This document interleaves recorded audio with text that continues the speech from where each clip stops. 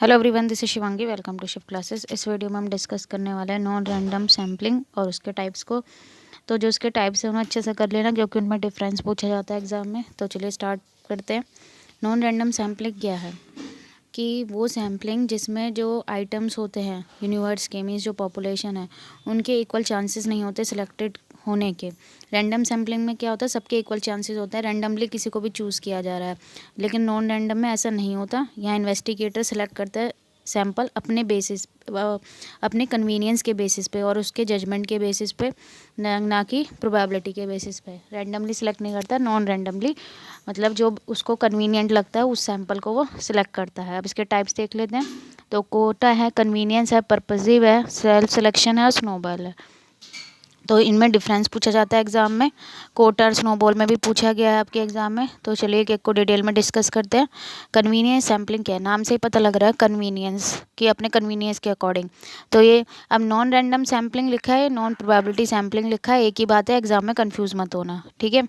तो non probability sampling की ये टेक्निक है जहाँ पे सैंपल सिलेक्ट किए जाते हैं पॉपुलेशन में से। रिसर्चर जो करता है वो उसकी कन्वीनियंट के अकॉर्डिंग करता है। Researcher choose this sample. Researcher अब वो सैंपल क्यों चूज़ करता है, क्योंकि वो इजी टू रिक्रूट होते हैं। और researcher did not consider selecting a sample that represent the entire population.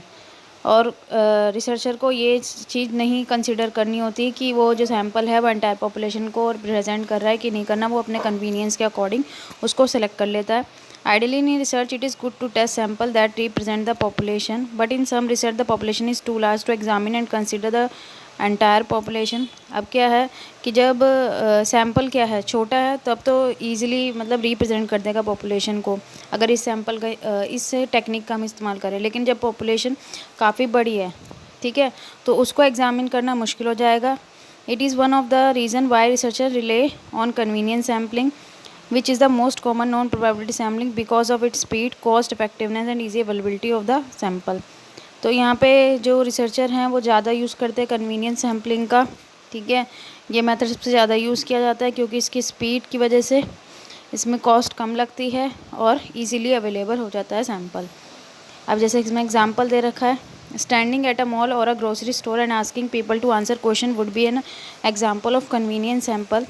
अब आप एक स्टोर के, या आपको चाहिए भाई सैंपल, आपको कुछ डेटा कलेक्ट करना है, लोगों के व्यू लेने किसी पर्टिकुलर चीज़ पे, तो आप मॉल या ग्रोसरी स्टोर के बाहर खड़े हो गए हैं और लोगों से मतलब पूछ लिया है कि जिससे भी आपकी मर्जी है कि भाई जिस भी पर्सन से आपको क्वेश्चन पूछना है आप वहाँ पूछ सकते हैं। अब आ गया सेल्फ सिलेक्शन सैम्पलिंग। ये क्या होता है कि self selection sampling is a type of non probability sampling technique. Non probability sampling focus on sampling technique that are based on the judgement of the researcher. तो यहाँ पे जो सैम्पलिंग है वो किसके ऊपर है, सारी जो सैम्पलिंग टेक्निक है नॉन प्रोबेबिलिटी वाली सब जजमेंट पे ही है, किसके, रिसर्चर के। Self selection sampling useful when we want to allow unit whether individual और ऑर्गेनाइजेशन। अब सेल्फ सिलेक्शन सैम्पलिंग कब यूज़फुल होती है, जब हम अलाउ करते हैं यूनिट्स को खुद से, चाहे वो कोई भी इंडिविजुअल हो या ऑर्गेनाइजेशन हो, कि भाई वो आएँ और रिसर्च में पार्टिसिपेट करें, ठीक है। As a part sampling strategy self selection sampling can be use with a wide range of research design research method. तो काफ़ी वाइड रेंज में इसका इस्तेमाल किया जाता है। तो एग्जांपल है कि सर्वे रिसर्चर में पुट अ क्वेश्चनरी ऑनलाइन या सब्सिक्वेंटली इनवाइट एनीवन। तो यहाँ पे क्वेश्चनरी जो या तो ऑनलाइन अपलोड कर दिया है या फिर किसी को से भी इनवाइट किया जा रहा है और उससे पूछा जा रहा है। Scientists that conduct experiment using human subject may advertise the need for volunteer to take part in drug trials। और अब यहाँ साइंटिस्ट हैं वो एक्सपेरिमेंट कंडक्ट कर रहे हैं, ठीक है, किसके ऊपर, ड्रग ट्रायल के ऊपर या कोई भी फिजिकल एक्टिविटी, तो वो एडवर्टाइज़ कर रहे हैं और लोगों को इनवाइट कर रहे हैं, ठीक है। अब है स्नोबॉल सैम्पलिंग। ये मेथड क्या है कि यहाँ पे जो रिसर्चर होता है वो इनिशियल सब्जेक्ट को खुद सेलेक्ट करता है और उनसे कहता है कि उनके जैसे जो और सब्जेक्ट हैं आप उनको खुद जो हैं वो इस क्या बोलते हैं सैम्पलिंग में आप रिसर्च में आप उसको ऐड करें।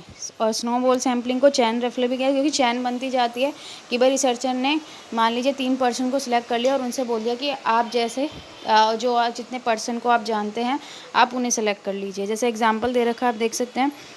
If may be difficult to obtain a list of homeless individual in a city, कि इंडिविजुअल होमलेस जो हैं, ठीक है, कि बेघर लोग कितने हैं एक शहर में, उसको ढूंढ पाना बहुत मुश्किल है। तो रिसर्चर क्या करेगा, कुछ होमलेस पर्सन को वो खुद से ढूंढेगा और उनसे कहेगा कि भाई जो और होमलेस हैं आप उसको इसी स्टडी में इन्वॉल्व करो।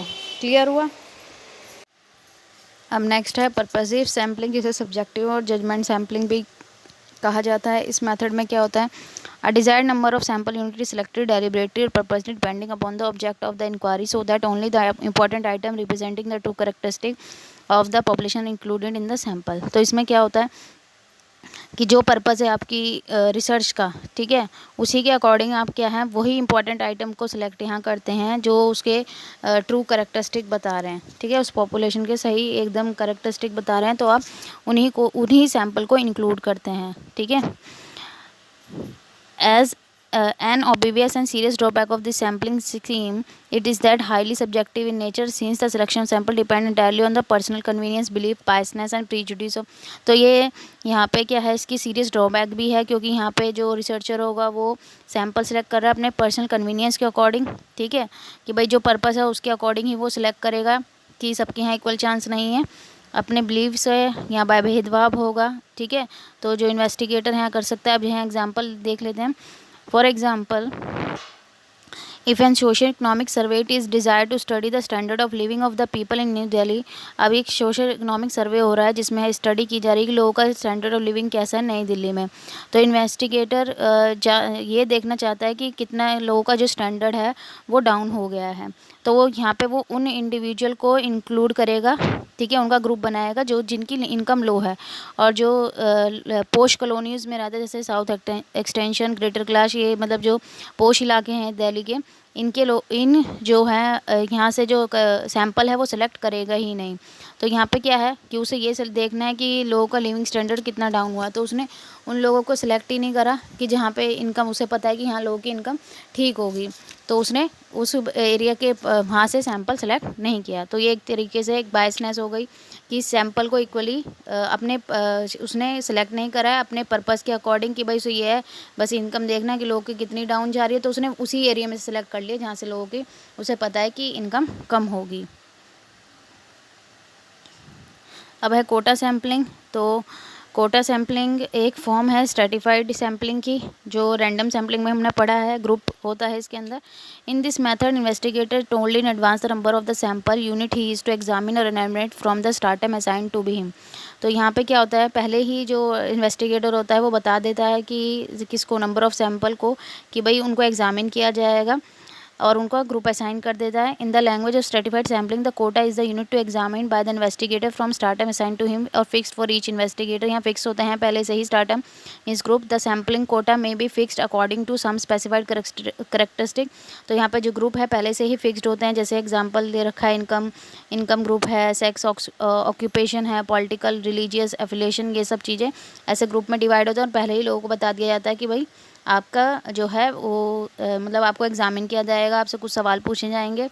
The choice of particular unit और individual for investigation left to the investigator themself. और यहाँ पे कुछ इंडिविजुअल को जो इन्वेस्टिगेशन होता है वो खुद ही यहाँ पे क्या कर देता है, लेफ्ट आउट कर देता है। They are merely given the quota with the specific instruction to inspect a specified number of unit from each stratum. तो यहाँ पे क्या होता है कि जो स्पेसिफाइड इंस्ट्रक्शन होती है, तो यहाँ पे पहले से ही डिसाइड होता है कि स्पेसिफिक इंस्ट्रक्शन होती है कि भाई क्या इंटरव्यू लेना है, और जो इन्फॉर्मेंट हैं वो भी क्या होते हैं, पहले से ही स्पेसिफाइड होते हैं। तो बाकी आप लोग इसको पढ़ लेना, जो मेन चीज़ थी वो मैंने आपको बता दी है। अगर वीडियो अच्छी लगी हो तो like it, share it and subscribe my channel. Thank you.